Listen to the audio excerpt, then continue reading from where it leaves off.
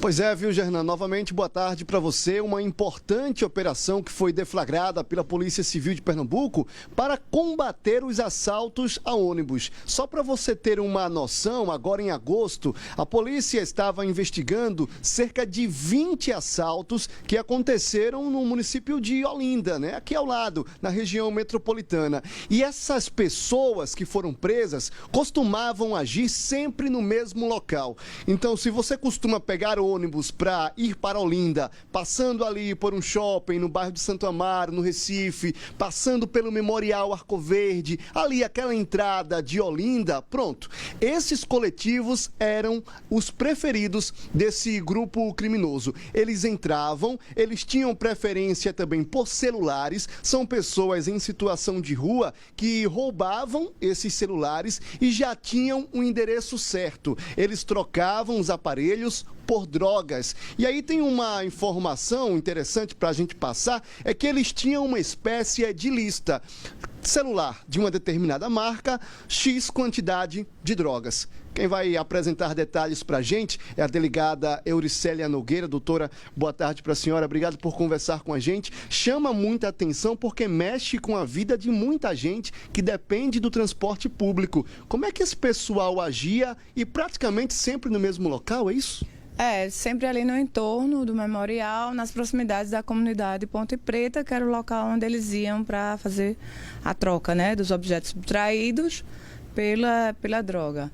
E assim, é um tipo de crime que a gente cuida bastante, porque o usuário dos ônibus, eles não têm outro modo de transporte, tem que ser o ônibus. Então, assim, a gente cuida bastante, a gente se preocupa bastante com esse tipo de crime.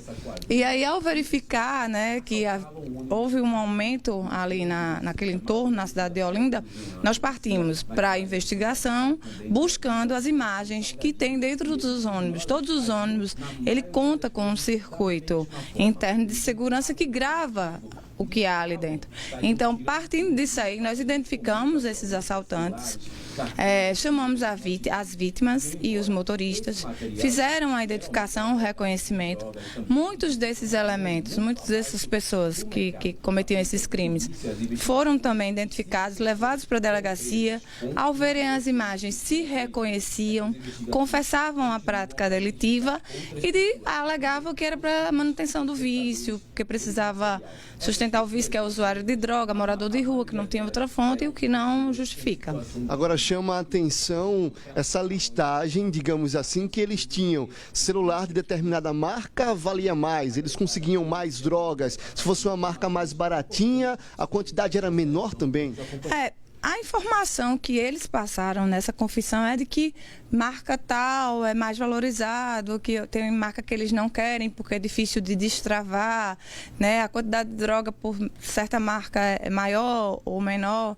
E eles tinham como uma espécie de receptador certo, né? Tanto é que foi localizado na residência dessa pessoa 12 celulares. E eles diziam que chegavam lá já para trocar os objetos por droga. A gente, inclusive, fez a busca achando que aquele local era uma boca de fumo, mas não foram encontradas drogas no local. E nós pedimos também a prisão desse receptador, que foi preso hoje, lá em Olinda. Doutora, o que chama a atenção é a violência dessas pessoas. Elas abordavam dentro desses coletivos e deixavam todo mundo muito assustado, não é isso? Veja, eles usavam facas, usavam simulacros, era uma ação que contava com 2, 3 pessoas, uma ação rápida e muito violenta. E aí a gente preocupado, né? Porque, como a gente sempre afirma, a gente tem que ter um cuidado maior nesse crime voltado a roubo de coletivo, né? Isso porque os usuários dos coletivos, eles não têm outro meio de transporte. Então, a gente tem que estar atento, tem que fazer. E, ao identificar esse aumento no mês de agosto, nós partimos para essa investigação e conseguimos identificar essas 8 pessoas, foram solicitadas prisões e foram detidas até agora 6. 6 mandados de prisão foram cumpridos, então. Quem são essas pessoas? Costumavam ficar ali naquele local? Elas agiam em conjunto? Veja, a gente separou em 2 grupos, né? Um de 5 e um de 3. Esse grupo de 5, eles agiam em conjunto, né? Estavam ali sempre constando as mesmas pessoas nessa ação delitiva. Então, a gente conseguiu identificar e aí a gente fechou em relação a esse grupo com 5 e no grupo de 3. É interessante frisar também que essa ação, a Operação Linhas Cruzadas, a gente pretende fazer uma segunda fase, mais voltada também para os receptadores, porque a gente só tem o criminoso, né, que subtrai porque ele sabe onde vender, ele sabe que tem pessoas que adquirem. Então, a gente vai partir para uma segunda fase com esses receptadores também.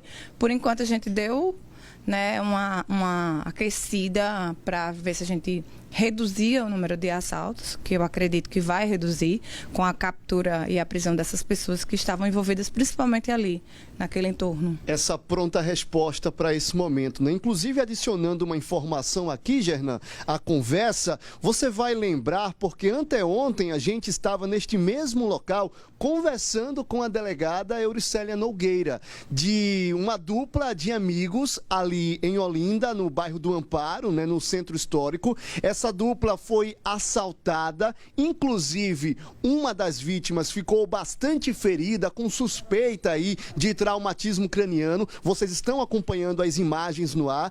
Na ocasião, a doutora Euricélia diz pra gente que um dos presos, né, seria, no caso, apreendido, um adolescente de 16 anos que teria agido com muita violência contra essa dupla de amigos ali no bairro do Amparo, em Olinda.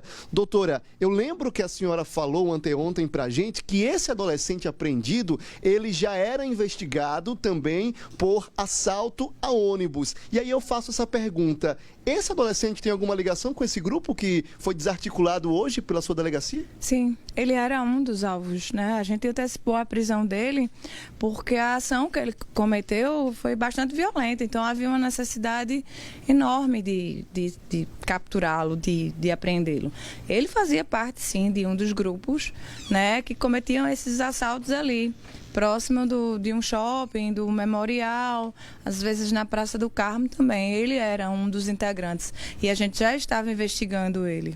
Então dá para perceber que é um grupo que sai, digamos assim, atirando para todos os lados. É no ônibus, é na rua, é no centro histórico, é no memorial, onde eles estão vendo uma possibilidade de atuação, eles estão atuando. Isso, é um grupo com a conduta voltada à criminalidade contra o patrimônio, sobre a alegação de que usam esses bens subtraídos para adquirir drogas, né? E eles agem com bastante violência e nesse caso em especial, os mandados de prisão e de busca são de investigações de crimes cometidos dentro do transporte público. E aí é importante a gente trazer uma informação para quem está assistindo a respeito do registro dessas ocorrências, doutora. Eu vou pedir para que a senhora faça esse alerta, porque eu sei que celulares já foram apreendidos, um tinha um registro, né, de roubo, tinha essa queixa e é importante. Mas antes, Gernan tem uma pergunta para a gente no estúdio. Gernan. Ô Jetson, a gente sempre divulga aqui que em termos de crimes de homicídios, cerca de 80% está relacionado ao tráfico de drogas. Eu pergunto à delegada Euricélia, pela experiência que ela tem já de vários anos na Polícia Civil, desses roubos e assaltos, qual é o percentual? Ela trabalha com qual percentual, pela experiência dela e pelos interrogatórios também? Quantos % é justamente para o consumo de drogas? 90%, 95% desses roubos e assaltos que acontecem. Qual é o percentual que tem relacionado para o consumo de drogas? Jetson. Gernan comenta, doutora, a respeito desses crimes muito relacionados também com o tráfico de drogas. Muitas vezes a pessoa que se envolve no tráfico termina cometendo outros crimes como homicídios. Mas nesse caso em específico da Operação Linhas Cruzadas, ele pergunta pela sua experiência. Esse pessoal que foi preso, o material também que foi apreendido, quantos % eram usuários? Roubavam justamente para sustentar o vício? São 8 mandados de prisão e a gente tem um receptador. Então, 90% é usuário de drogas.